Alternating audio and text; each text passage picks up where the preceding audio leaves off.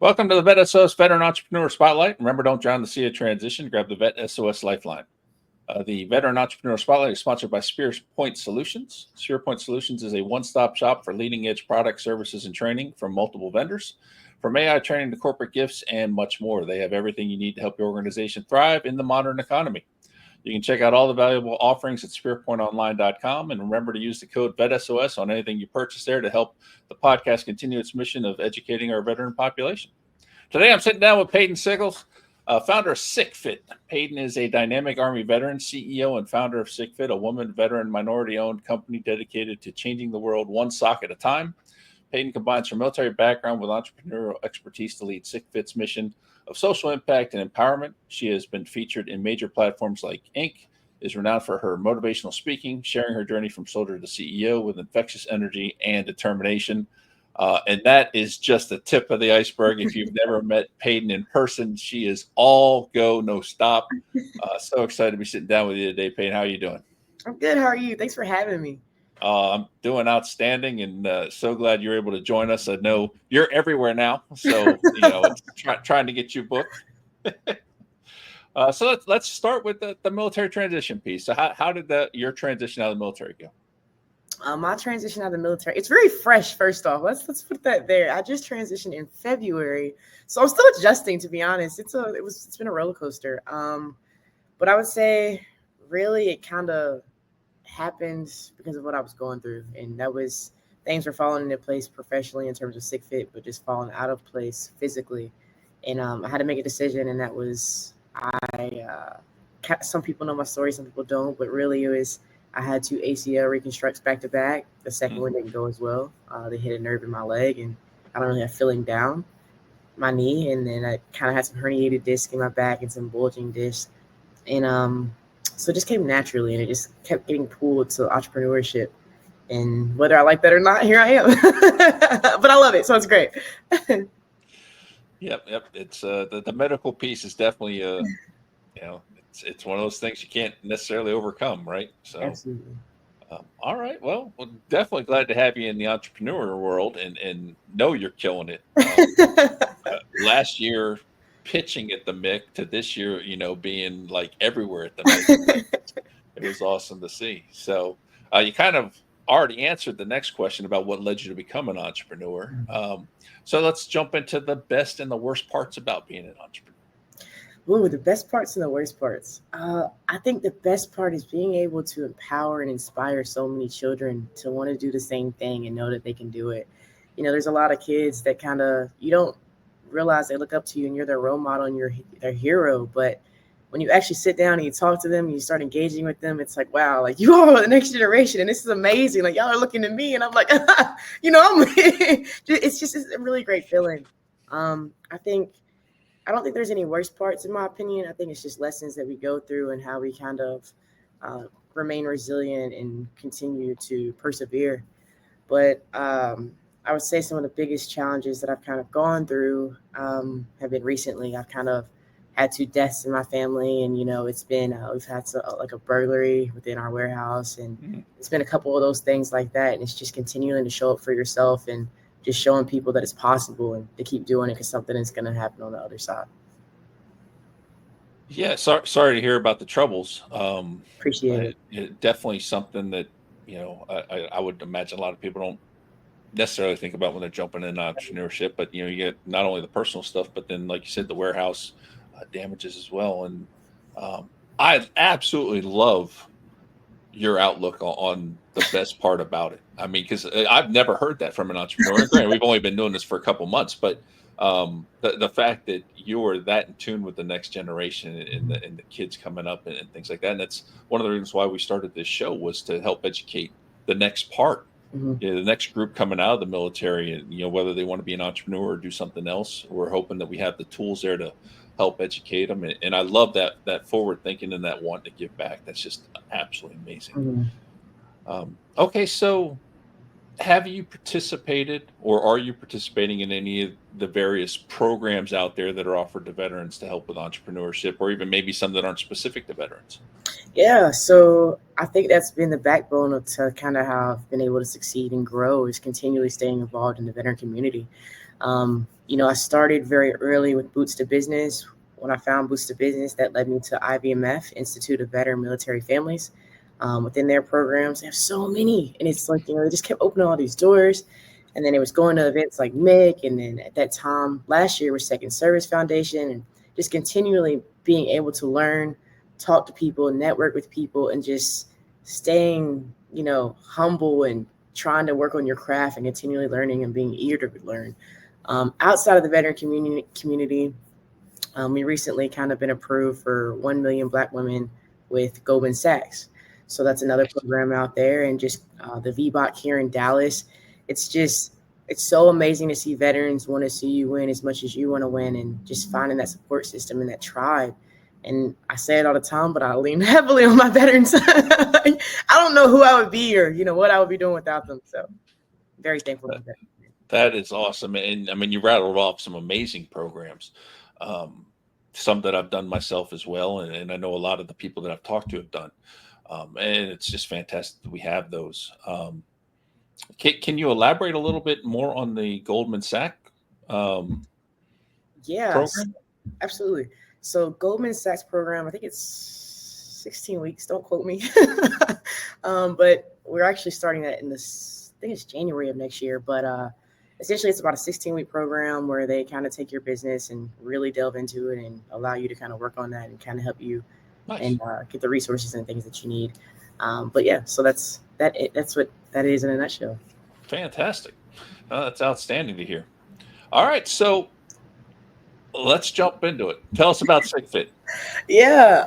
So SickFit was initially started based off a personal experience, and it was essentially a solution to a problem. And I was receiving a lot of those accolades that we love to chase within the military, being in the Army as an engineer, just showing the soldiers that it's possible to achieve like the expert soldier badge, aerosol, do the spur routes, do all the great things that, make my body hurt now.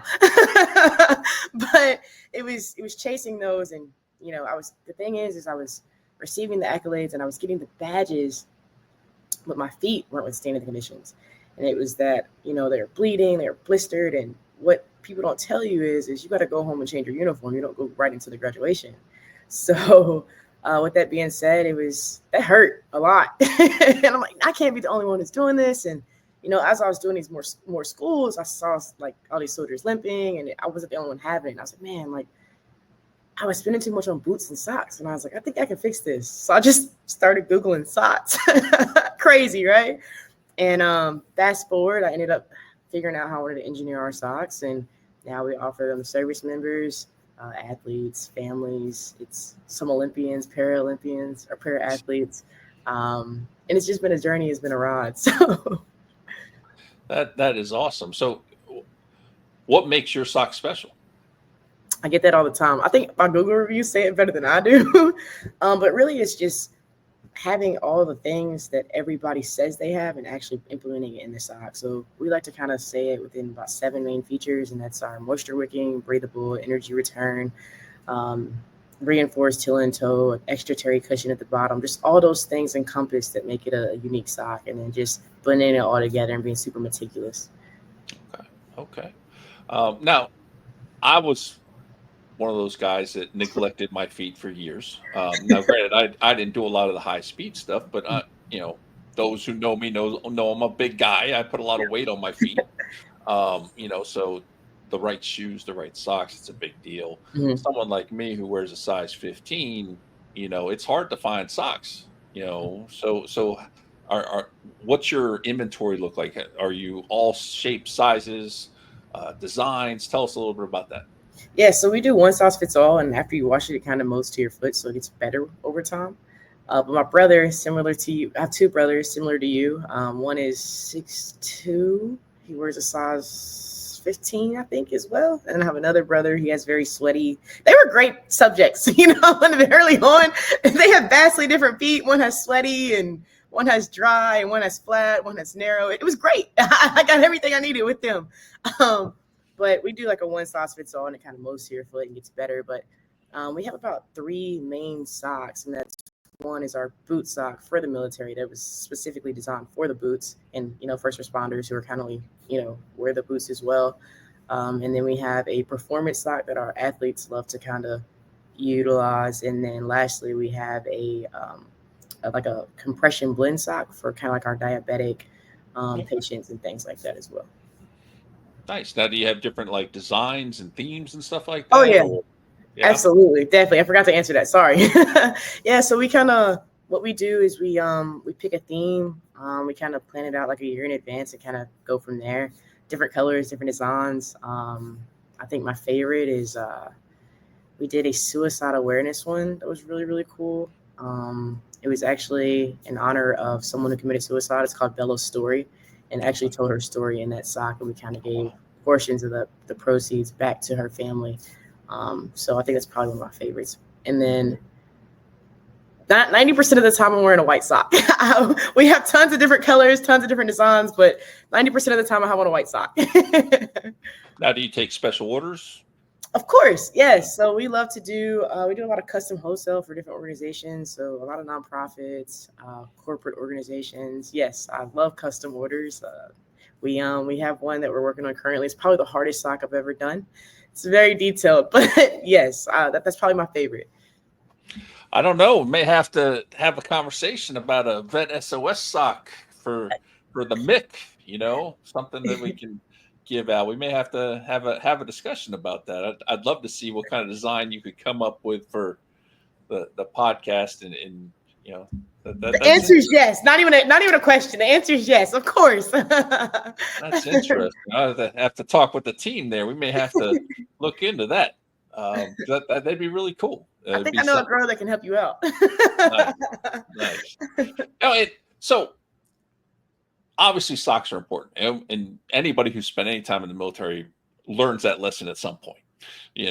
But athletes know that, and you know, like you said, diabetics and things like that. Socks become important. I remember the first time I had to wear compression socks. I'm like, I'm getting old, but it's it's all good. Um, what's special about socks though? Because like you and I had this conversation the first time we met, that my youngest is a big sock person. He loves different socks and stuff. And in Korea, we used to buy all the theme socks when he was little, the kid socks, and I mean, kid had thousands of socks. It was ridiculous. But um, what is people's draw to socks? Because it almost seems like it's kind of like the same as the sneaker following. Some people really get into socks. Mhm. I'm going to answer this in a way that you don't expect. But for me, it's been able to, one, change the industry essentially. And I've created a new outlook and a new perspective on how the sock is perceived and utilized. So at MIC, we had the very first ever sock mural. Yeah. So it was bringing awareness to a saturated market and an innovative approach. And the beauty of the sock is it's just a sock. That's it. They're great socks, but it's just a sock. But we were able to transform that one item and add the philanthropy piece to it and make impact. So that mural that you all saw at MIC, we were able to donate 350 pair of socks to hurricane victims. And next year we're kind of working on something where I met this kid. This is no lie. He owns a sock company. I'm like, what? But we brought him. We brought him into our organization now, and he's mentored by me. And he's on track, and we're starting to get his business kind of in line and structured. And it's the impact that we're able to make through socks just by one item, and just kind of you can tell a lot by a person. I make sock contact before I make eye contact, but it's becoming its own little culture. So I think that's the beauty in it for me. Is that's why I love socks, and socks are super passionate to me. That I've been very open during my transition and post transition that I have uh, no taste in clothing or anything like that. My style is horrible, and if it wasn't for my wife, I'd probably be in gym shorts and a tank top all the time. Um, but some people have a serious sock game, and I'm glad you're out here adding to it, Paden. I mean, first of all, I love you to death. I love talking with you. I love your passion. I love what you're trying to do and what you are doing. Mhm. Um, and it's just absolutely amazing. Fantastic organization you're building, and the fact that you started it giving back from the beginning. It's not something that you're like, oh, well, now I should probably give back. It was part of your DNA when you started. So as we get ready to close, what's the best place that people in the audience can connect with you, check out, your product, and even connect with you to maybe pick your brain, have an informational interview? Absolutely. We can start on LinkedIn. That's Paden Sickles. And then we also have the SickFit LinkedIn as well, SickFit.